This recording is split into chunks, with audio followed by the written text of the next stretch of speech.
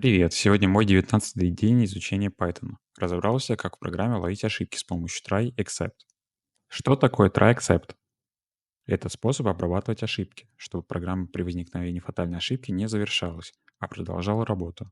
Когда внутри блока try происходит ошибка, срабатывает except, и мы можем вывести сообщение или что-то исправить. Простой пример.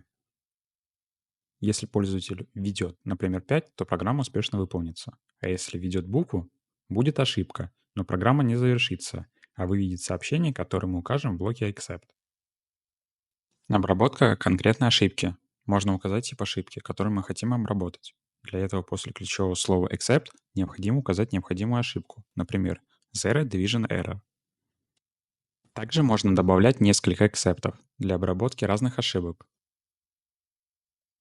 На этом все. Если тебе понравился ролик, ставь лайк и подписывайся. А чтобы не пропустить новые посты, заходи в наш телеграм-канал по ссылке ниже.